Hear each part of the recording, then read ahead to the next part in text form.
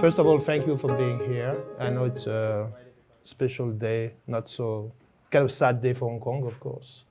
So we really appreciate. We were thinking, should we cancel or not? But I think it's nice to also get together with friends, and I think we appreciate even more being here. So thank you for making the effort and being there. And anyway, we have a great, hopefully great sharing. It's a great occasion because of our 21st Salon. It's another special one after many special ones. Last one with Michelle was really something special, and Sinsin sharing the work of Michelle, animated movies.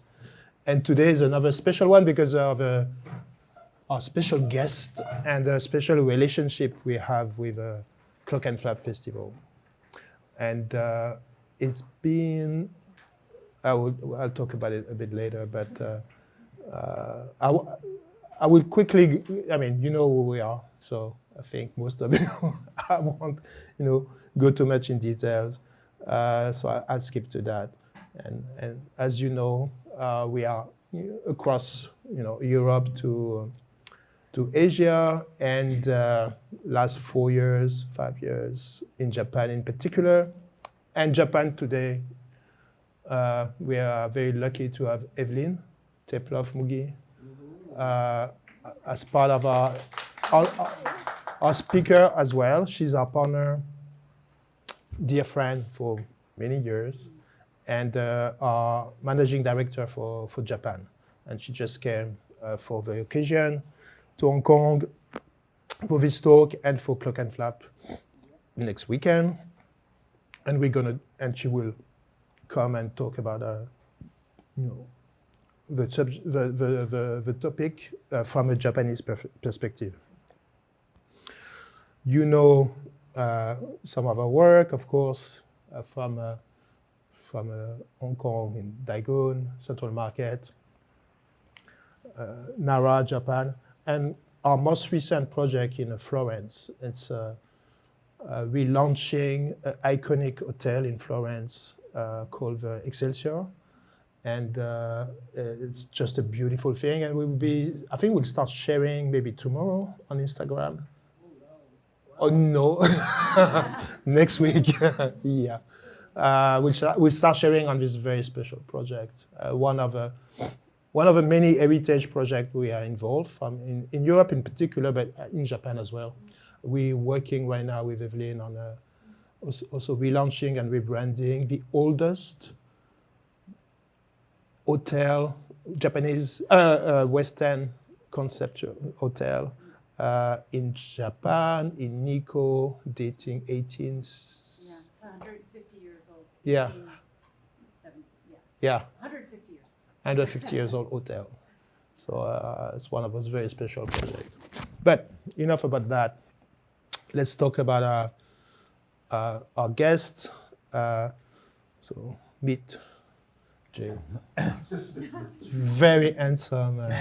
As you are. 10 years ago. As you are. I need to get a new photo.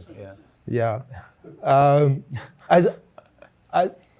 There's a long history between us, Jay and Marc and Chantal,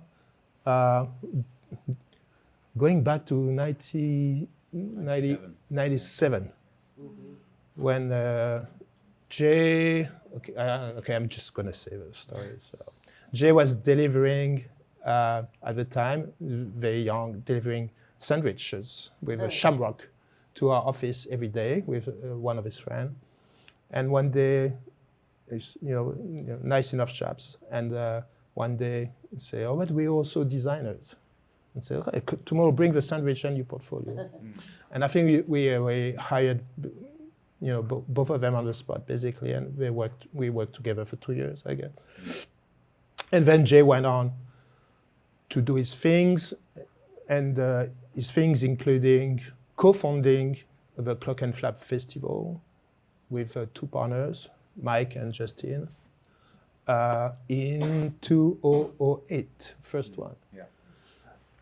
And as part of this relationship, we've been, supporting in any way we could along the years. Sometimes, mostly with a creative, input and installation.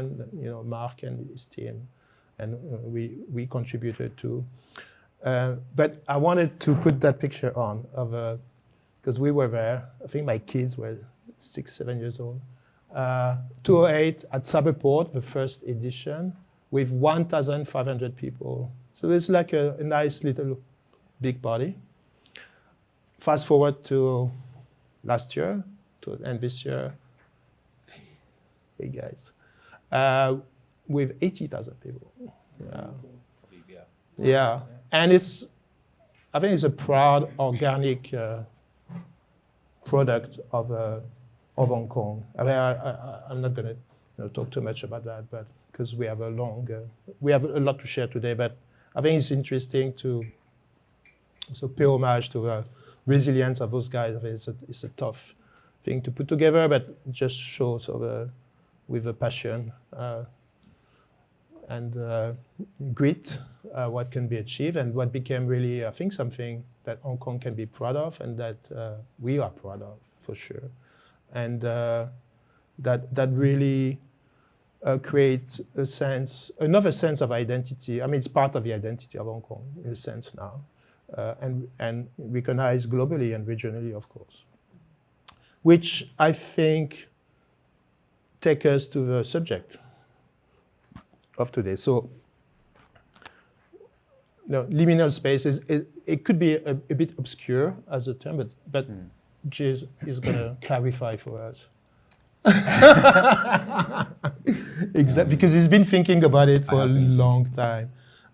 Sorry. Yeah. You ready for Arnold? Yeah. Have I jumped the gun? No. Okay. No. I think people can.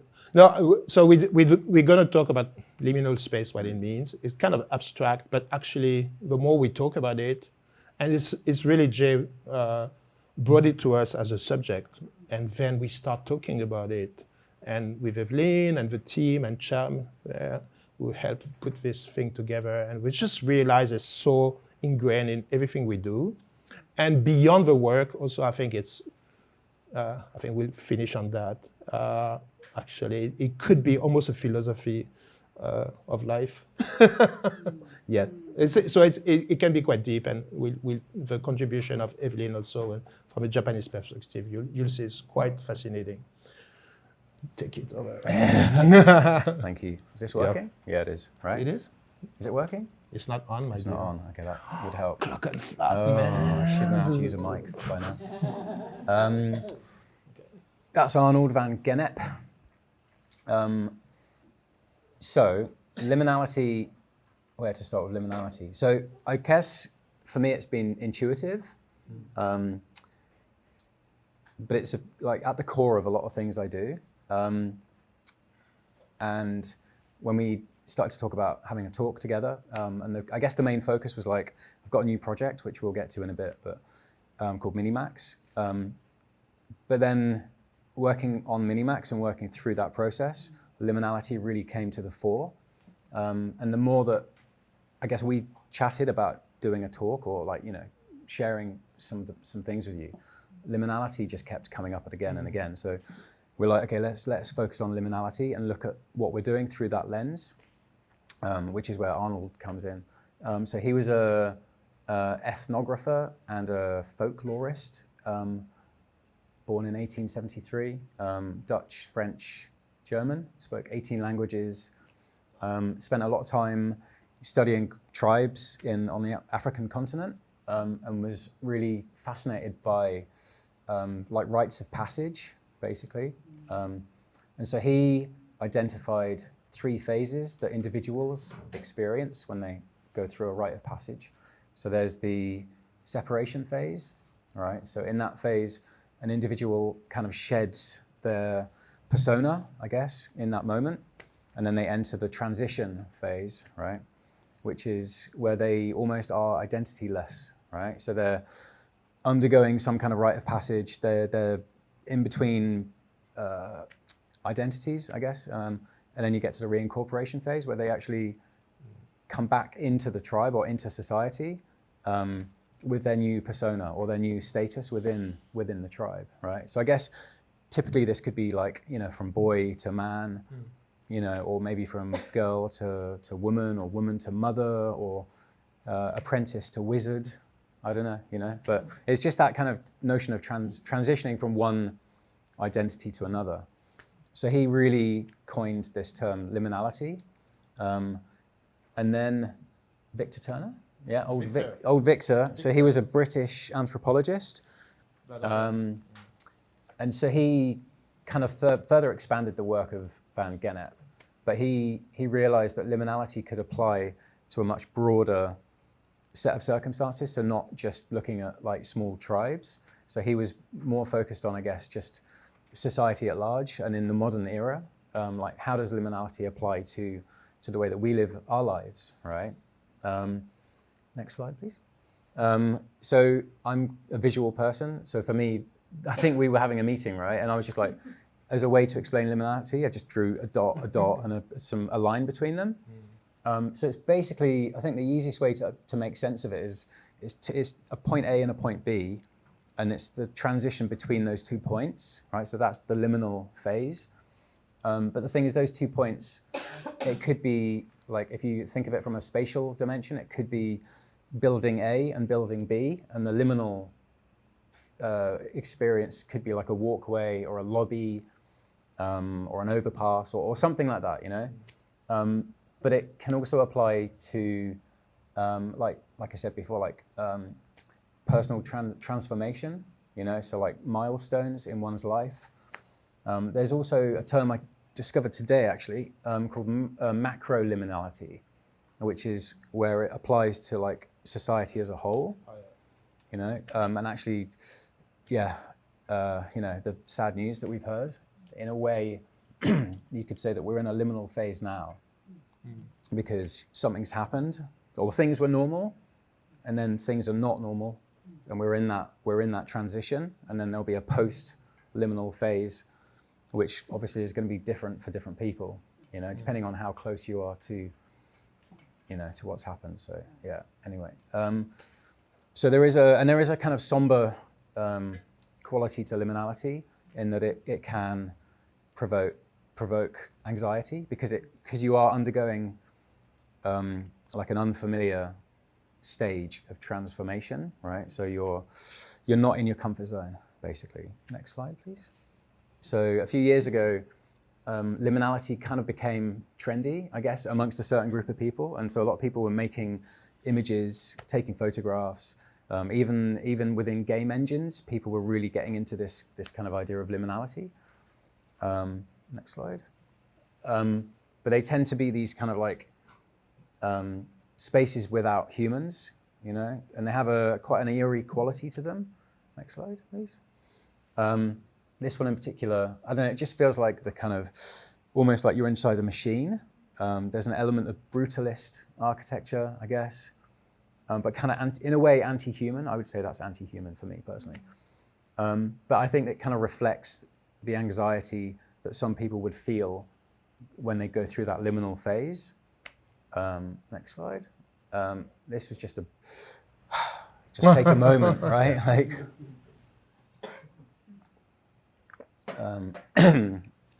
next slide, please. So that's another type of liminality, which is very different to the ones, you know, the slides I just showed. I guess people are familiar with that piece of land, right? So that's West Kowloon before it became the cultural district. So it's liminal in many different respects. Like it's reclaimed land, so it kind of didn't exist almost. It was ocean, and then it became land. So it's liminal in that sense. It's also liminal in the sense that it hadn't yet become the cultural district, and so I forget for how many years, maybe for 10 years or so. Yeah. Or longer even, right? Yeah. It was basically, people were like trying to make sense of it. All these master plans and like 98 concepts. Was it? I don't even know when it was so reclaimed. Early, yeah.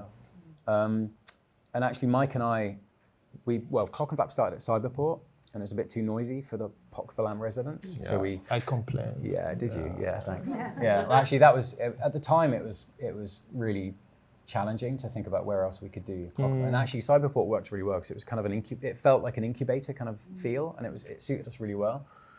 And then we were homeless, so then we discovered West Kowloon, and we were like, okay, let's see if we can get our hands on that. And it was actually almost too liminal in that first year because we were using, there's an LCSD park on the left side, you can just see it there. And then see that round bit? So that was those were the two areas that we used. So we actually only used 20%. Here, right? Yeah. But then moved eventually we took the whole site. Yeah. But in the first year, we literally took that bit on the left. And at the time, there was some news about people in Times Square. I don't know if you remember, but there was like a communal area in Times Square, and people wanted to sit down, and I think the building management was shooing people away. Yeah. And then there was this big kind of outpouring in the media, basically people pushing back and go, this is a public space. You can't tell us not to sit down. Yes. And so this was exactly the time that we were planning Clockenflap. And we're like, if we charge tickets for people to enter a public space, this could really backfire. So we had this amazing, so we were like, let's make it free. That was our genius idea, right? Yeah, it was free. So the first time we went to West Kowloon, it was basically a free festival. And actually it worked to our favor, but at the time, and since then, people they've come to us so many times and said, oh, it used to be free, how come you're charging tickets? And we're like, it was only free for 1 year, and it was never really our intention. And we had this amazing idea of selling t-shirts. I thought we could easily break even if we sold enough t-shirts. And I remember Monday morning, carrying, like slightly hungover, carrying boxes, like split cardboard boxes full of t-shirts in these plastic wrappers, so they're all sliding around. And I was climbing over this hill with this box, and all the t-shirts are falling around. And in my mind, I was like, we've lost millions of dollars. And I'm holding this, I'm clutching t-shirts that we didn't sell. I had so many left over. But we managed to kind of come back from that. We eventually took over the whole site. So festivals, I think, are inherently liminal as well. I mean, if you look at them historically, I guess they were tied to seasons and harvests and like religious festivals, but there was also kind of like a sideshow element where, almost like on the edge of town, the festival might roll into town and you've got weird, wacky stuff going on, like all sorts of bizarre things, like, yeah, I mean, name it. I'm sure it's, been at a festival at some point. And I kind of feel like festivals now are still honoring that sideshow quality, but obviously updated for like the modern era. So like, the music is contemporary music. I guess there's elements of performing arts. There's all sorts of things that happen, but it makes sense within the kind of modern world. And did you want to say anything? No? Oh, okay. And then I guess the other aspect is that people attending a festival, they're kind of stepping out of their everyday life, right? And they have like, in the case of Clockenflap, it's like 3 days or up to 3 days of stepping out of your life and experiencing whatever it is that we program and then going back to normal life. And it's, I think from a festival organizer point of view, it's also liminal. Because we're basically building something on a space that typically doesn't have anything. So those are the kind of that's the framework. What else? Okay. So yeah, and so this is a piece of art that I curated a few years ago, which I think represents liminality quite well. So it's actually a theatre company from the Netherlands, and they've got these giant birds. And I didn't tell anyone. I mean, we did market this, but I didn't really make a point of telling people what it was. We just had like an image and a blurb. And then, because for me, it was all about that element of surprise. And even like Mike, the festival director, didn't really know what it was, And then, so like he was walking around the festival, still doesn't know what it is. But no, I mean, and just these birds, and they're like prehistoric, and they had a kind of sound quality to them that was kind of a bit like jarring almost, like a weird clacking sound. A lot of PTSD. Yeah, but they were just kind of roaming through the festival, and also they were quite like these are like European like puppet people, Yeah. so they don't take nonsense. They're used to dealing with crowds, but they push it right to the limit without upsetting people. But it was really interesting to see Being present. how they interacted. Next one, and then I guess like. For me, like the excitement really now in arts curation is in creating things for a festival that you wouldn't really see elsewhere. So like galleries, they have their thing and that's great, but for me it doesn't seem like a good use of my time to actually to create things that could be seen in a gallery. I'd rather focus on creating things that can only be seen at a festival environment, and a big part of that is the massive space. It's like the audience. It's kind of a cheekiness that you can actually go back one. So sorry, this was a Japanese artist and his wife. So his wife is the lady holding the selfie stick, and then that was like a giant mannequin on a trolley that we pushed around, and it was basically like a critique of people obsessing over taking selfies, right? But it was like it was very performative, and it kind of moved through the festival without any like comment. Nothing, there was no blurb. It was literally just that was it, and people could kind of like make sense of it in their own way. Next one, and then this was called Holy Blanket. Made no sense. It was literally just completely wacky, like just a bunch of people carrying a really long gold blanket through the festival in a kind of slightly solemn, ritualistic kind of procession. But again, no explanation, just something to disrupt. Next one, giant inflatable mushrooms. Again, it's kind of the juxtaposition with the hard-edged kind of, the engines of commercialism in the background, and then these crazy mushrooms. Mushrooms have a certain connotation for certain people as well. So, yeah. Next one. Good. And then Omelette. Omelets, exactly. Yeah. And then this is exploring liminality like upwards. So again, it's like, how can we, like we've obviously got a canvas, which is like the ground, but how can we go up? And this is such a simple idea. They started to develop this in Burning Man. So it's a couple of guys. I think they started with literally probably one balloon and a string. And then they were like, hold on, what if we do 2 balloons and a string? What about 3? And it just became this balloon chain, right? And it's very iconic. They normally present this at Coachella, Burning Man. Now it's everywhere. It's everywhere, right?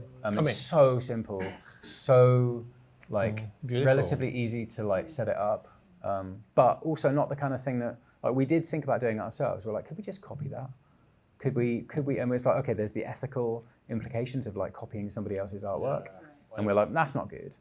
But then we're also like, actually, why not just get them to do it, because they know what they're doing. And actually, there's a lot that goes into this. They're on walkie-talkies. There's like, we had to apply to the Civil Aviation Department for air traffic clearance and all this stuff. So it's not it looks simple, but it's actually, there's quite a lot to it.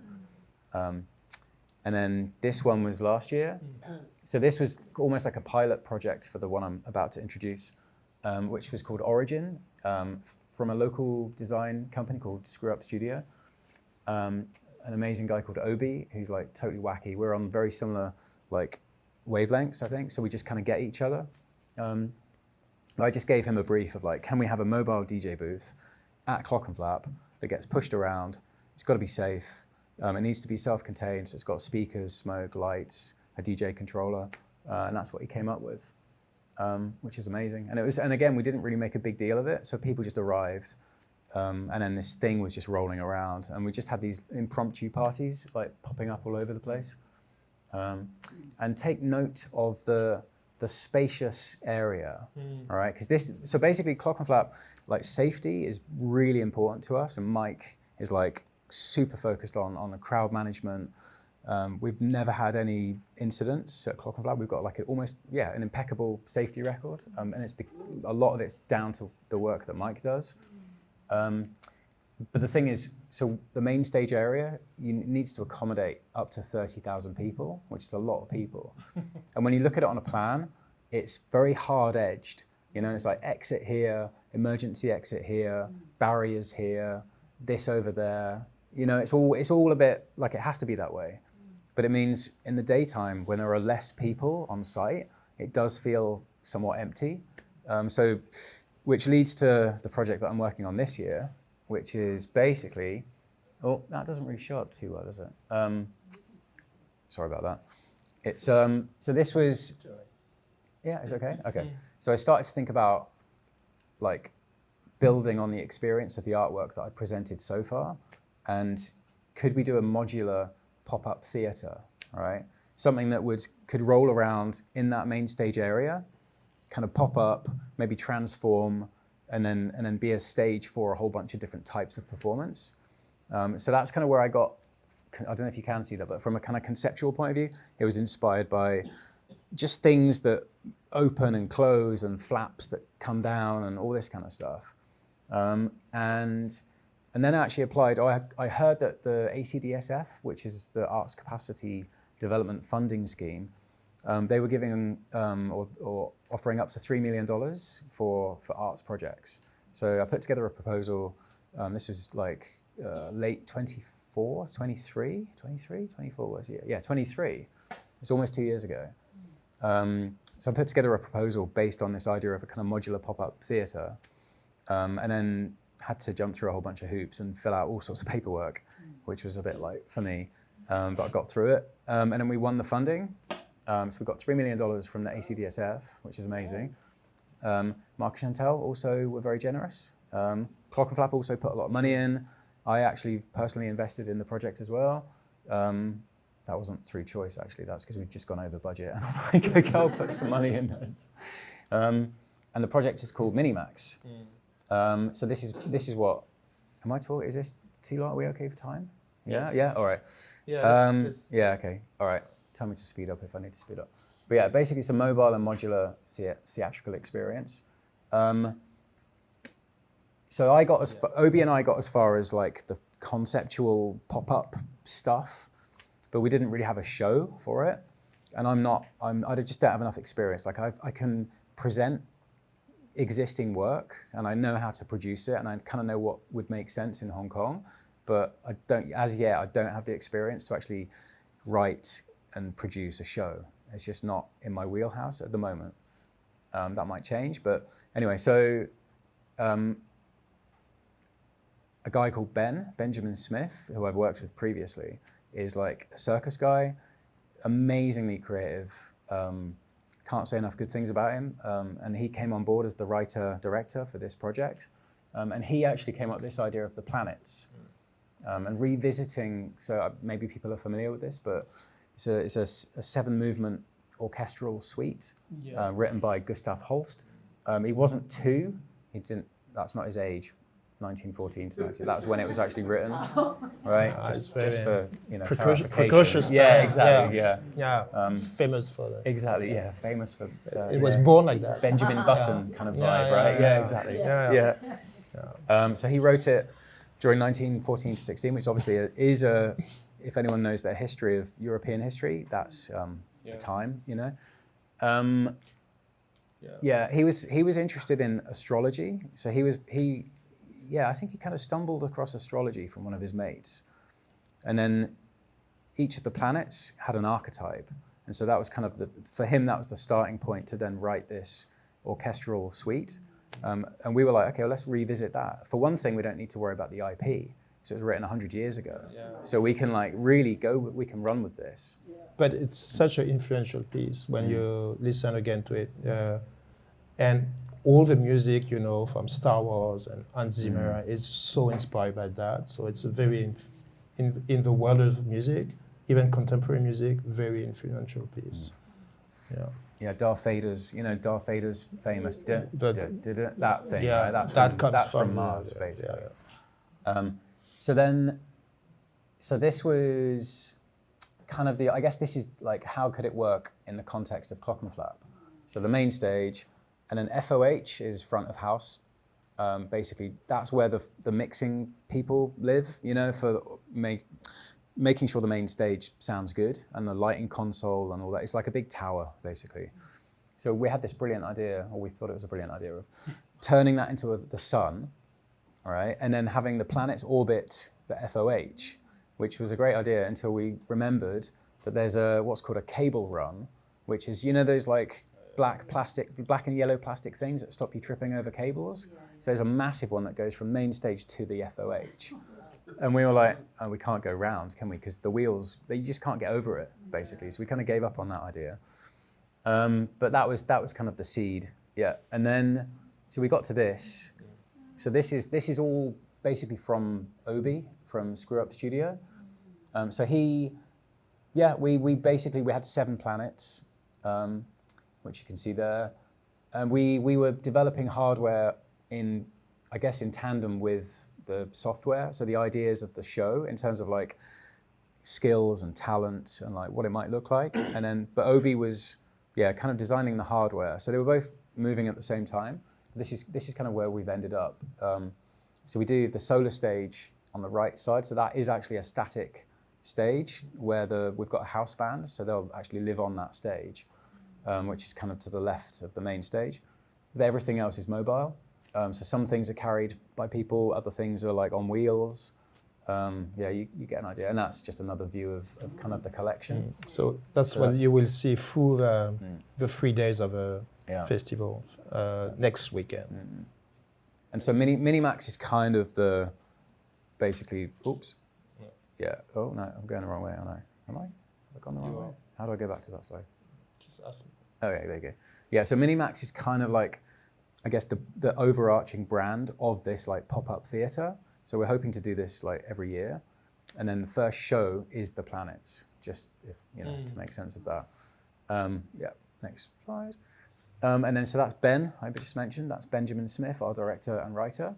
And so we did like an open casting call in Hong Kong. So we basically blasted out a message, like anyone who's interested from any kind of discipline. So it could be contemporary dance, could be theater, visual arts, circus, aerial, anything, literally. Like send us your CV, portfolio, or video. And then we had auditions in June, but it took the form of more like a workshop. So it was because we needed to see how people collaborate together. So we did this 2-day kind of hybrid workshop audition thing. And from that, we had like 6 street dancers, 2 contemporary dancers, a contortionist, a hand balancer. Who else do we have? A stunt guy, and and a hoop, an aerial artist. So we've got this kind of team of people. He's actually from Germany. He's a circus guy. So we've basically brought in a couple of people from overseas, but then mostly it's local Hong Kongers, This he's an APA graduate. Oh, and we're also working with the APA as well. So we've got, it's quite a big cast. And we're working with a domestic helper choir as well. And the Holst was all about community, sharing music with people that weren't necessarily, of a certain whatever affluence or whatever, right? He was all about like just sharing that. So that was, anyway, and this is, so we're at Shaw Studios at the moment. They've been super supportive as well. So we've got this massive space. I can't remember how many square feet it is, but it's ginormous. It's massive. And it's indoors. Yeah. It's black, which is nice. It's just biggest stage in Hong Kong. Amazing. Yeah. Yeah, and actually we couldn't, without their support, there's no way that we could do this project. And actually I think the project kind of formed around the idea that we did have this space, so we could really push and we could be as crazy and ambitious as we are being. That's Etta, so she's actually an aerial opera singer, She's quite mad. Yeah, we need more of those. Yeah. What else we got? And this is Mercury, so it's not the best photo, but it's, so we're basically in rehearsals now. So we're actually not now, they've gone home, but like today we were like going through the planets. That's, actually go back one. So that dude on the left, that's actually our Holst. So he's playing the role of Holst. So he's kind of a conductor, but also a performance artist. We have a live, like a house band as well, like a kind of jazz classical fusion as well, which is cool. So it's all, there's a video actually. Maybe we'll just watch through. So this is like from day one to kind of where we're at right now.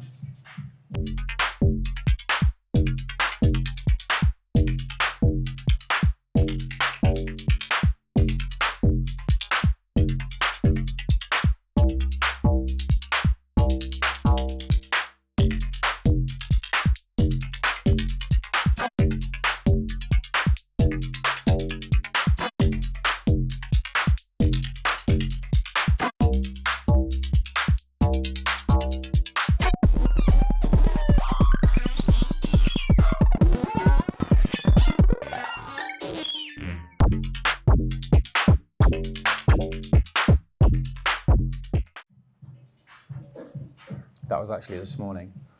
that last scene there. Yeah, so this is like, we've got a week basically where the planets have actually, so they've been produced mostly in China, so they're coming from China. Oh, the structures, yeah. Yeah, the software is being developed in Hong Kong, but now we're bringing it together in Shaw Studios. So we're having to like, everything's choreographed, but you have to kind of then tweak it and clean it to make sense of the structures and like different levels and all this kind of stuff. So that's kind of where we're at the moment. So we've got a few days to go, but yeah, we're like right in the thick of it. It's like, yeah, but it's fun. It's like, it's the most amazing thing probably since Clockenflap actually, for me personally, that I've been involved in. Oh, it's the most ambitious one, yeah, for sure. Yeah, definitely. we can't wait to see Yeah. it. Yeah. And then there's this idea of communitas, which is something that that guy Victor, Victor Turner from earlier, the anthropologist, that guy, right? So he basically observed that when people kind of get together and they're on this kind of liminal journey together, like there's almost like this, I guess, like hierarchy can like fall away somehow, and people, because they're just in the moment and they're working on maybe something that's bigger than themselves, and they're on this kind of this collaborative journey out of their comfort zones, trying to do something maybe creatively risky, then this thing of communitas kind of occurs, or like it emerges is the terminology, and it's almost like a leveling. It's where people just, they feel close and together, and it kind of arises organically, and it's actually one thing that's, it's like it. Yeah, like it gets me kind of emotional because it's like the passion and the, just the quality of the people and what they're giving to this project is just amazing. And they told me, we're doing a documentary as well actually, because it feels like it's too good of an opportunity to just, because it's only a 3-day show. And so we're filming everything, we're interviewing everyone, because we really want to kind of capture the spirit of the project. But yeah, they've told me as well, I guess because we have funding, so we don't need to have any considerations for commercial, there's nothing interest, there's no tickets to sell, there's no one to please, right? In terms of we've got to tick a few boxes, but we're not really thinking about the audience too much. We're just making this show. It's as crazy as it can be. It's probably the best way. Safety is important, and actually looking after the wellness of the performers is really important. But in terms of audience, we're they can love it, hate it, we don't care, And it's so, I mean, we do care, but we're not thinking about it too much, because we just kind of feel like if we just give everything to the project and just make it amazing and take a lot of risks, creatively speaking, then I think they'll feel it, So we'll see. Yeah, of course. Yeah, and then this is Ho Tong. So she's cool. She's one of our street dancers, and she'll feature on the. That's just like one of a still from the documentary that we're working on.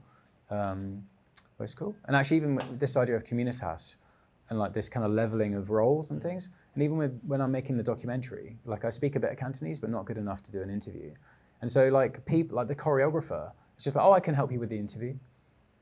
So we're making a documentary, and then people are just getting involved, and someone else is helping with the lights, and it really is they actually talk about this as in the theatre world, there's something called theatre family, all right, which I wasn't really aware of because I'm not from that background, but you get these people that come together for like a show or like a run of shows, and they get so close and so, you know, tight and familiar with each other, and they rely on each other so much in that moment, and then they build this family, but then it's gone, you know. Yeah. And it really is like, it's hard to articulate how special that feeling is, but it's crazy. Like, it's so good.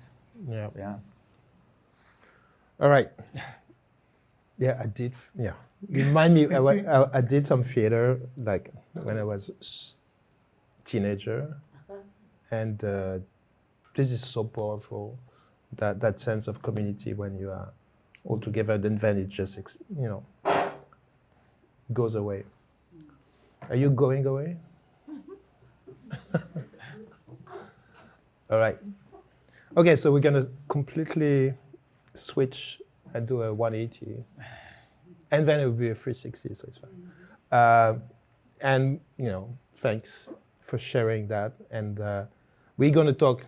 I'm gonna talk, because we're here, and inspired by what Jay brought to the table with his project and these notions. How does it resonate with what we do at Marc and Chantal? I'll go, and I don't want to talk too much about the obvious and the work that we do. Working on static, solid projects, just like Dagon, of course, one of our key projects in Hong Kong.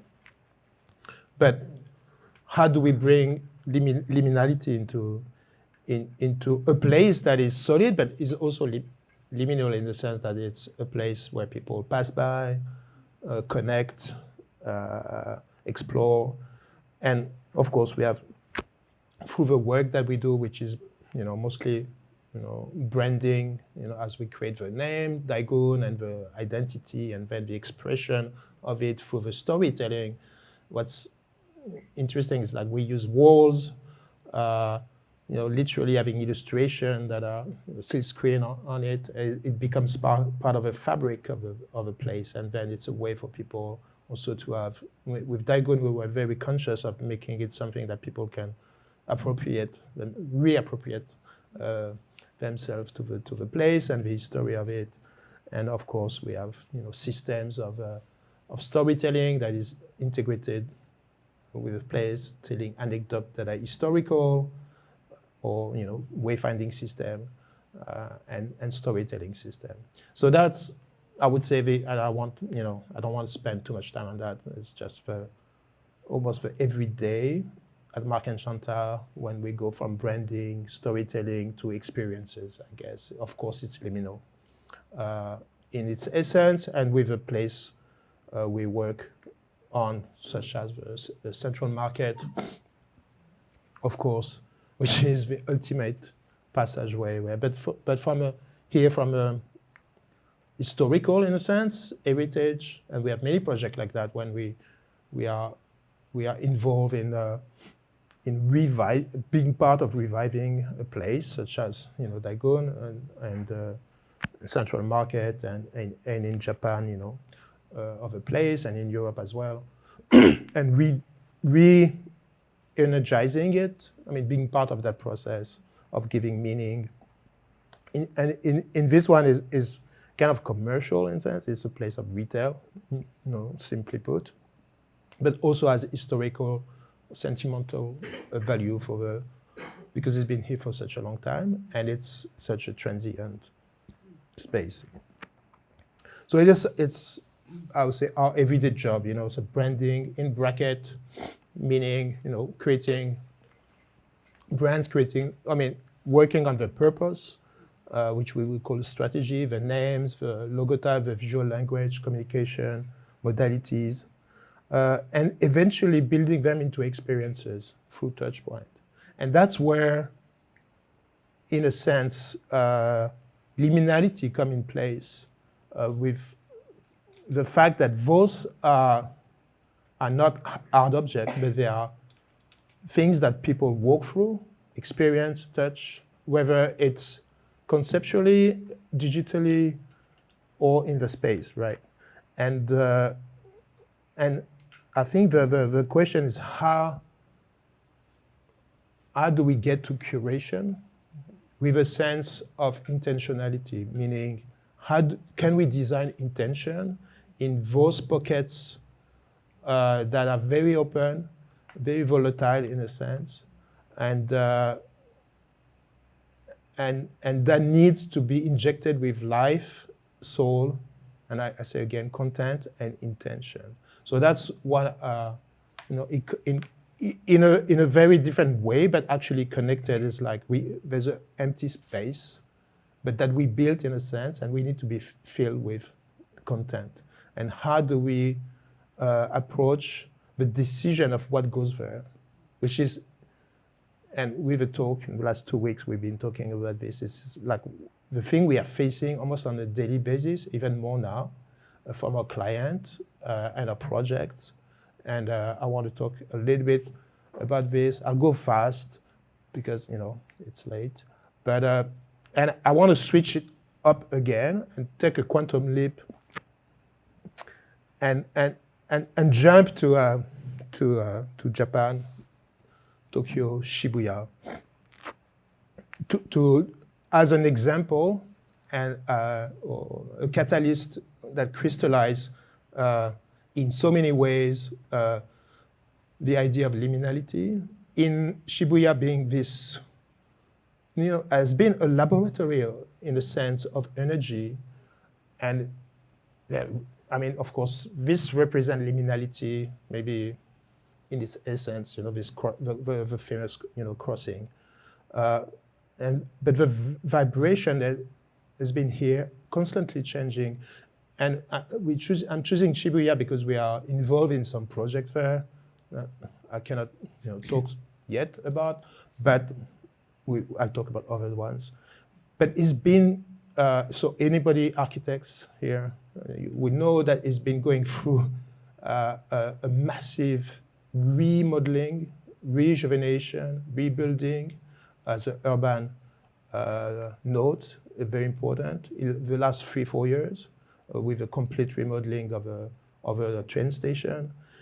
And it will take another 3, 4, 5 years, 6 years of work and rebuilding. It will be completely transformed.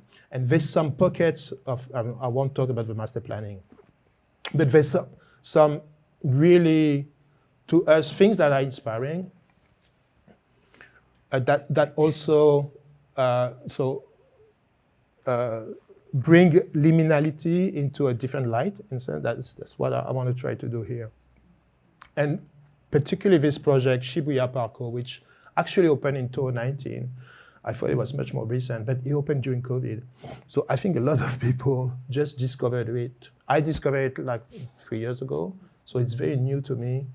And it's designed by a Benoit architect. Of course, it's Parko department store, which is so iconic in the world, but in Japan in particular. And I call it vertical liminality here because the building is basically as what they call a vertical spine, right? And it's a path that is carved around the building that you can walk through, and you can walk up and down if you want, and go to the top rooftop garden of the building without necessarily entering the mall, the retail, because typically, developers, promoters, they're naughty when they do that. They want you to go through you've been to airport where you go to the gift shop and blah, blah, blah. So here, I think they're offering to people, by carving this path into the building, a liminal space that they can choose to, and they can choose to go inside, go outside, just do the rounds, and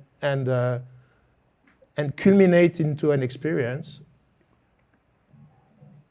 Oh, sorry. Yeah, culminate into this roof garden experience, which it's pretty amazing in the way it connects both with the Parko brand and create within a big gesture, right? Architectural, a video I took. So it's such a big gesture, from the architect, from the developer. It took years to build this building, and this very complex way to go, up to the rooftop. But at the end of the day, I've been there a few times. what's amazing is the curation that happened in this, in a way, it's micro liminal space at the end, and the quality of the curation, like the music, the snack, the beer. So those very small things is what's going to be ingrained in people's mind. Because we see it, we see the building, we see the architecture because it's our job to be part of that. But at the end of the day, those tiny details that take so much effort actually and intention to curate in the right way. I mean, I was there, there's a bunch of DJ rotating there, and it was amazing. Like the next time I go to Tokyo, I go there just to hear what they're playing because it's just on such a creative level, which relate to what Parco is all about and the ecosystem that they create with everything they do on Instagram and such, the content they create. So this idea of vertical liminality and going from macro, a big gesture, to very small one, which will actually stick in people's mind. So that's one example. And the other one, maybe some of you are familiar with, is the Miyashita Park, which is just, just a few steps away from Parco, and actually the people who build it are actually built Parco as well. On your way to Omotesando and Arajiko. And here, it's a train station, I mean, it's like an MTR station that was completely rebuilt as reclaiming liminality in the sense that it reclaims space for people in the city. And it's 330 meters long, and there's a 330 meter green park on top of this. And I'll tell you, when Tokyo, there's parks in Tokyo, but when you're in Shibuya, it's pretty dense, right? To say the least. And the first time I went there, I was like, this is huge. You can play football here. And it's filled with people in summer, students, I mean, everybody, every type of people. At the back is a hotel, which actually lobbies on the same level as the grass. So it's a very inspiring way from a large corporation developer to pay attention also to people in a sense through their development. And I want to focus on one thing in particular in this thing is what they call the connected street on the south side, which, and for people who are used to work with large, again, developer corporation, how tight they can be when it comes to the curation of the space that they built. And here, maybe Arthur, you appreciate that. When you walk this street here, that you really feel that this has been here for a long time, forever, actually. So I say it's reclaiming liminality in the sense that we know in Hong Kong, in Bangkok, street food, has been forced out for, in a way to sanitize our cities. Neon sign in Hong Kong, right? And that's where we go back to what we were saying before. It's like liminality is opening a space, a creative space for identity, for life, for people to be creative, maybe make mistakes, maybe get drunk. And for a corporation such as you can imagine, right? It's like the MTR basically, to be so open in Japan. Not to say Japanese people are not open, but on the contrary, but to allow, as part of such a complex and important project, so master planned, to leave that space, liminal space, for intuition, for life, big and messy. I think it's quite I find it very inspiring. Maybe it's very nerdy of me. But I mean, it's things that we are really concerned about because it's down to, I go back to curation, programmation, decision making, intentionality, and it's almost political in a sense. It's very political, actually, in my sense. I won't go too much into that, but yeah. And so as two examples of liminality that we can open our mind about, that term. There's so much to it, and there's so much consequence to it when we deal with it in the city, in our life. And that's where I'm gonna ask Evelyn also to join me. yeah. To talk, since we're in Japan, since we are lucky enough to have Evelyn here with us for a couple of weeks, I want to open up, and make a connection from liminality to the concept of ma in Japan, and I'm sure you recognize anybody, who can write and read Chinese will recognize the characters, but it's very much the Japanese deep take on liminality. Right. It's not a take, it's just something that it's more like the mirror or the parallel between liminality as we know it in the West and the ingrained concept of those ma space in Japan. That's right. Yeah. So, as you can see here, so a philosophical principle referring to that pause or that gap. But living in Japan teaches us that in-between space is actually something that's very alive. Oh, is it better? Yeah. Testing. Okay. So, but what's interesting is that it's almost intuitive and kind of built in. There's a cultural ease in Japan with pause, with silence, ambiguity, and they're used to sort of transitions and even like awkward transitions. They're very comfortable with that. And so, and that relates to ma. But this meaning isn't what fits in the space, but how the space allows you to notice things. And so, again, silence is very, very acceptable. It makes, Westerners feel kind of uncomfortable, like, why are we having this pause?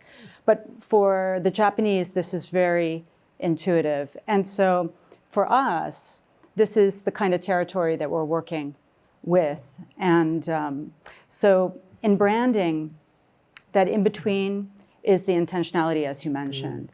And so it lives in the spacing and in the silence and in that moment that allows us to breathe and connect. You were taking a moment to breathe.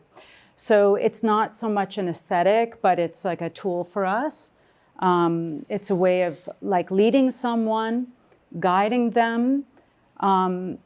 Maybe they're expecting something, but we're actually showing them something they didn't know they needed.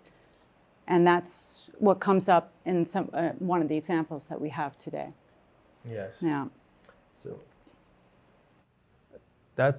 I'll let you talk about it, but this is maybe one of the ultimate manifestation of that concept and how deep it can be with the famous Miyajima floating gate on the sacred Miyajima Island off the shore of Hiroshima. Right. And yeah. Right. So this is where our perception starts to change. I don't know if anyone has ever been here. Have any of you seen this? You have? Okay. So this is this suspended space, and when we think about it from our project, which Marc will tell you a little bit about in a minute. So obviously the property we're working on is not right there. This is a protected space, this is a sacred space. But what's really interesting is that that space is not necessarily a arrival or a departure. And that's when you begin to feel yourself shift when you're looking at this from so many different angles. And so Japan treats that distance, that interval, as something meaningful. It's not empty. Actually, this is God's path or your path into this other world. So this in between is really charged with meaning. Yeah. And to get us maybe to feel better this this moment of what I would call suspension, which can have so many meanings. But I wanted to share with you a few seconds of maybe the most known animated movie from Studio Ghibli, Spirited Away, and the very famous train sequence here. Yeah, Michelle, you will appreciate it. So yeah, I don't know how you feel about this, but I think I found the connection also with this image and literally this project where I'm about to talk about it. I mean, this is considered one of a masterpiece. That sequence of suspension, in a sense, in so many ways. I mean, you can go back to the movie and rewatch it. And anyway, I'll go into our project. It's the first time we are even talking about this. That's right. Yeah, to anybody. So you guys it's very special because it's just been published. We've been working on it for a year and a half, I guess. Mm-hmm. So right in front of the island, right, and the gate is the mainland with this body of water in between, and those are oyster farms, I think. Yeah, oyster beds. Yeah. Which I mean, you see from the satellite, but of course, when you're there, you barely see it. And I'll show the view later. Yeah, you see them very clearly here in the satellite image, but when you're there, you sort of see them. Yeah, it's just a flicker. Yeah. And our project the site is there. So it's in the axis of a gate to the island.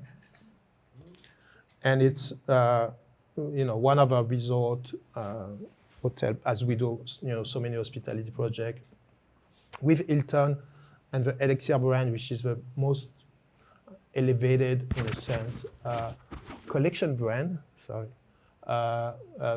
from them. So very unique. So you have that alignment from the sacred island, the deers that roam around, the gate, our project, and then at the back of it is Hiroshima. So a year and a half ago, I think 2 years ago, I went there with Evelyn, to see the site, to see the client, and I'm telling you, going to Hiroshima is I don't know if any of you done that. It's one of those places, right? And just talking about it, I've got shivers.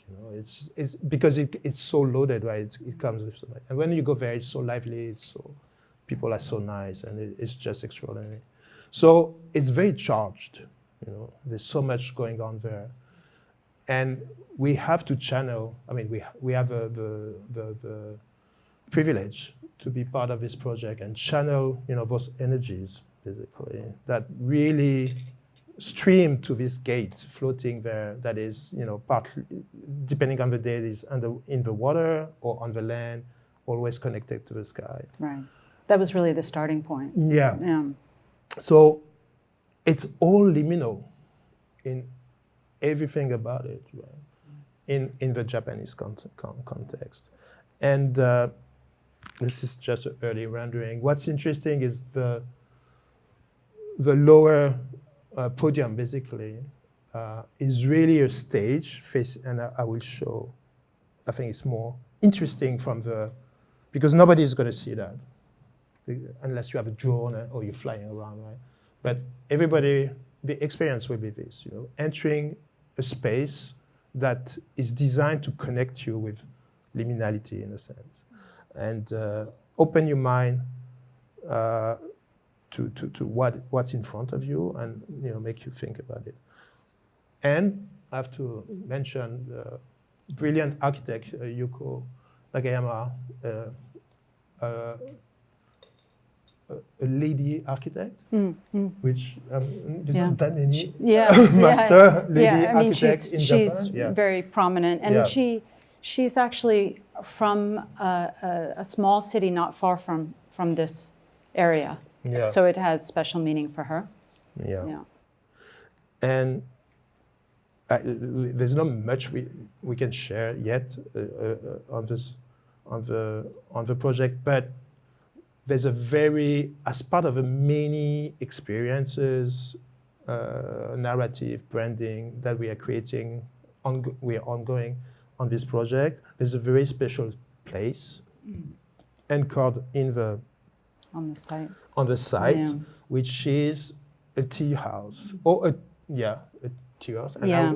I'll let Evelyn talk to you about how meaningful it is, how liminal it is. That's right. And then in talking about this, we are actually looping back to how we started this conversation. So we have the modern structure, which is, the hotel, but on site, they're keeping some traditional structures, a villa, and also this really down to the T. Oh yeah, so over here. Oops, I'll just Those show are you. existing. It's just the most Private villa, exquisite and then this little piece tea of house. traditional architecture I've seen in Japan. It's just extraordinary. Yeah, it's really inside. something. Small, but it's extraordinary. Yeah, I mean, and so many of the words that you used at the beginning, Jay, just kept ringing into my mind. So different aspects of the property, especially here, we start to have these, feelings of Creating moments. moments, but in particular for the tea house. So when you enter, have you ever seen those tiny little doors in some of the traditional, and they're about 60 centimeters wide. So what happens is, it's called a Nijiri Guchi, which literally means crawling entrance. So you have to bow and you have to crawl in to get into and you the have to place. wiggle, and so you have to shed who you think you are. And way back when they designed this, there was a functional aspect, which was samurai carrying swords had to leave their swords outside. So that door had a function to make sure they kept their weapons outside, but at the same time, by bowing and crawling in, everybody's doing the same thing. Everybody's the same status. Everyone becomes equal. The playing field is leveled. Yeah. Yeah, you bow to the tea. That's right. And the tea master. That's right. Yeah. So that's, we mentioned also what happens once then you go in and the playing field is level. There's this ichigo ichie, this, once in a lifetime kind of moment. Yeah, and the space, I guess, there's the tea master, maybe a apprentice helper, and then 2 to 3 people. It depends. Yeah. But in a small tea house, it's definitely going to be room for only so many. Yeah. So you're in very close proximity with each other. It feels like it's designed for maximum 4 or 5 people. Yeah. Right? Yeah. So we are taking, as part of the work we're doing currently, as I say, we bring content, we bring life and soul into those experiences. This is going to be one of the micro experiences that I'm sure very memorable for the guests who will enjoy it. And I think Evelyn and the team came up with this concept that you're going to talk about this nighttime tea ceremony that will happen there. Yeah. So a lot of times when we think of tea ceremony, we have the image of the bowl in the daytime, right? They're preparing the tea, they pass it to you, but actually there's a lot more to tea ceremony than just that. And it's not uncommon to actually, even in a traditional ceremony, to have, sake or to have food even within a tea ceremony. But we're going to, take that to another level here. And also being very conscious of light as well. Natural lighting or candle light, and how that reflects on the space and how that makes us, the way we see each other. Not everything is revealed, there's shadow, and then you have this very intimate feeling with the people you're with. You can't escape it. So that goes back to the, some kind of transformation, awkwardness, but then you realize this is a really precious moment I'm having. Right. that will never happen again. That's right. Right. So it's liminality of time as well. Right. So this fleeting moment, which is so Japanese, I guess, or exemplified in Japanese philosophy, culture, art, sakura. This idea that this is a moment, that's now, and it wasn't before. It's not going to be after. I think we want to intensify through the experience, through the curation of the experience, and the most important. I'm going back to intentionality, which is going to be our key word, I think, for next year. Is like we want to bring it into our process as well, and our methodology and everything that we do. How do we sharpen intentionality in everything that we do, basically? So we can't wait for this project to open in the next couple of years. And I'm sharing here the name of the hotel is redacted, just like the files. That won't be named. Right. This is just a snapshot of how we work on creating a visual identity. Because of the body of water, everything that goes there, there's also a certain, I think we use musicality also, and the idea of silence, gaps between beats, and counterpoint in musical theory, right? And which give us, it's not just colors, texture, it's really, again, trying, and it's reflected totally into the visual identity, the name itself of the hotel. That shall be revealed at a proper time. So this is, first time for anybody to see this outside of the Marc and Chantal and the clients. So that's a little treat, I hope, for you tonight. And I think we're gonna wrap it up with even more nerdy. Yeah, get more nerdy. Let's get more nerdy for before we drink. For the last 5 minutes, and we bring it back also to a parallel with a Western concept of negative capability, which I discovered literally a few weeks ago. And the way I discovered is okay. I'm going to share that, and I think Michelle, you appreciate also because it was brought to me by rewatching His Dark Materials, which I know you're very inspired by the novel and the TV series, where when the protagonist Lyra meets the scientist working on dark matters, the fabric of the universe, and the idea of negative capability comes in place. Anyway, I thought it was interesting because negative capability is actually old concept. I mean, relatively old concept from one of your compatriots. And it's the idea of embracing uncertainty. It's something it's been part of a process, methodology, and philosophy at Marc and Chantal. And before I call it emerging process, so letting solution emerge rather than having a preconceived idea. And it's very much creating a space for things to blossom, to manifest, I would say, right? So it's very powerful. I was rewatching, and I WhatsApp this screenshot to my daughter, who's studying in UK now in Warwick, creative writing. I say, I think I'm going to use this for a talk on liminality. It's kind of thing we exchange at midnight when in Hong Kong.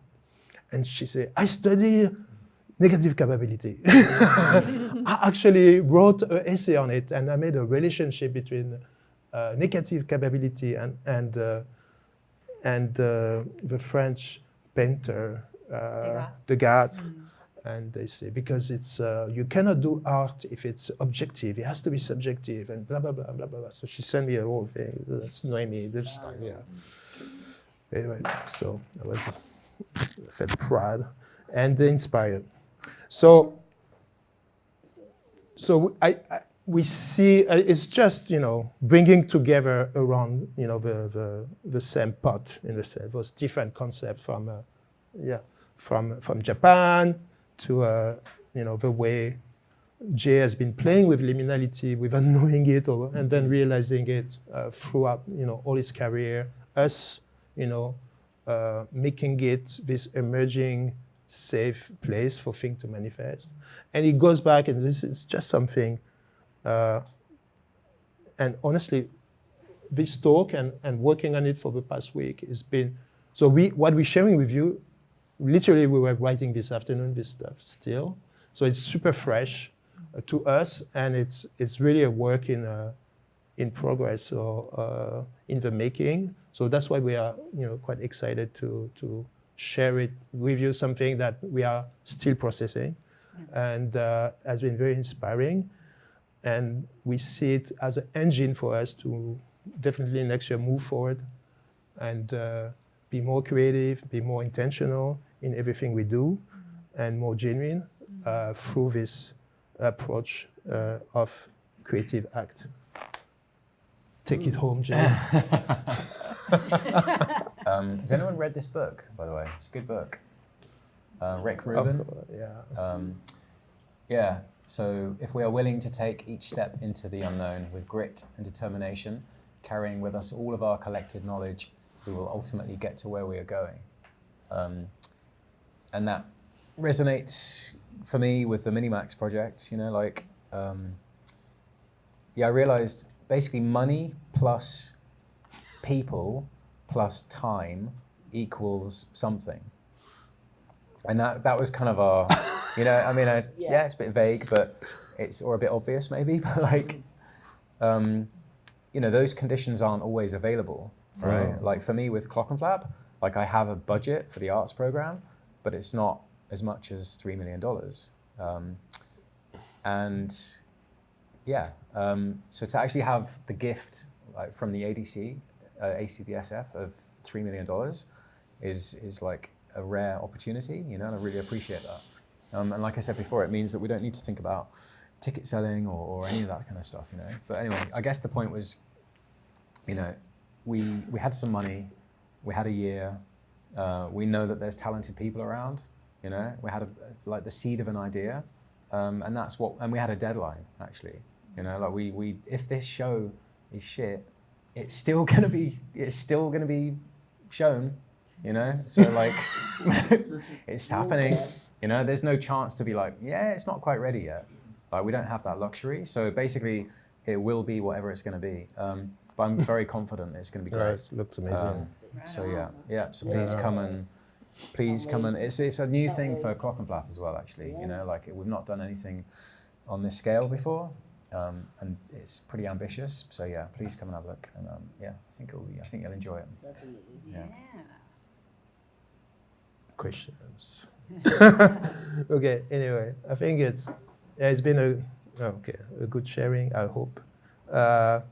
So we can if you have questions, or we can just keep talking. Yeah. We can have a drink and keep talking. But okay, thank you, Michelle. I have two questions for Jay. Oh, two. One For is Jay? really easy, Okay. and then we'll save yours for later. Oh, thank you. So one, is the show parts of Clockenflap? Is that how we see it? Yep.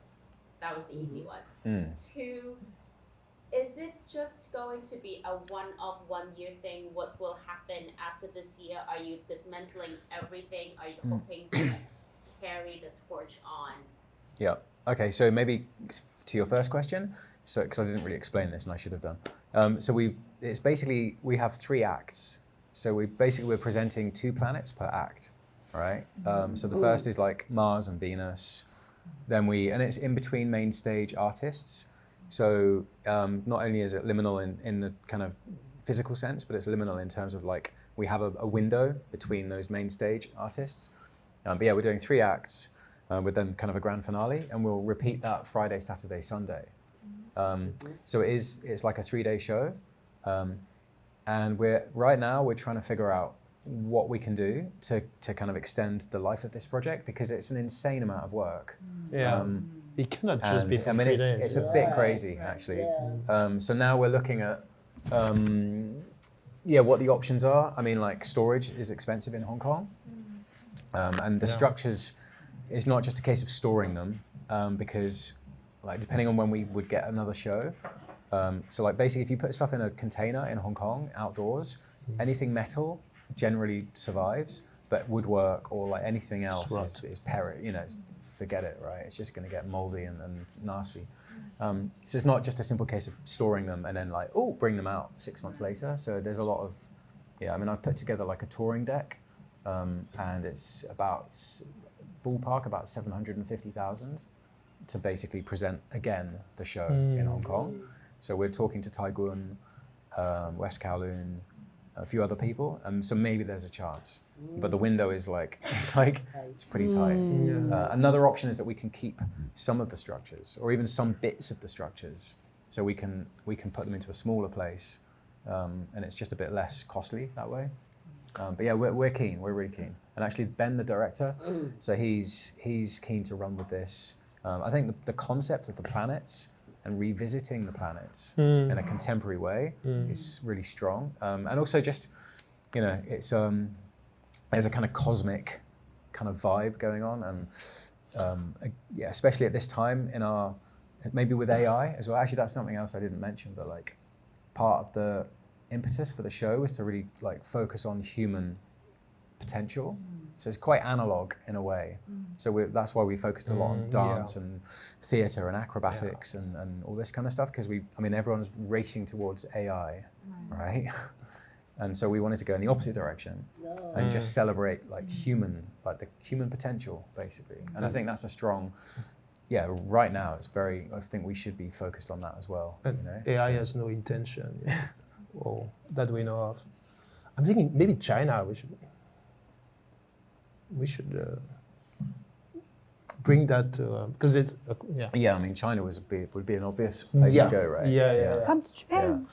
It's just you almost need like a contract signed Yeah. with, like, a guarantee of money to Of basically course, to then No, it's too allow much, us to, like, but we'll see what we can do.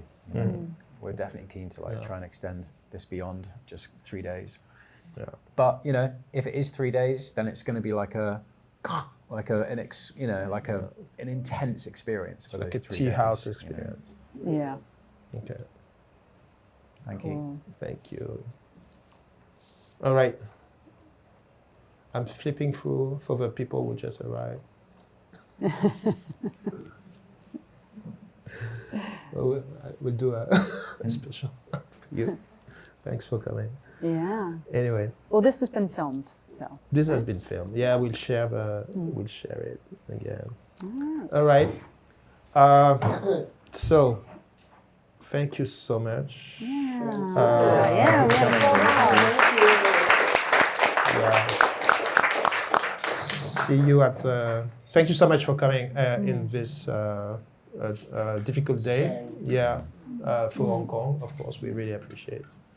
We still, can have a drink and, enjoy each other's company. Thank you so much. Thanks, Jay. Thank you.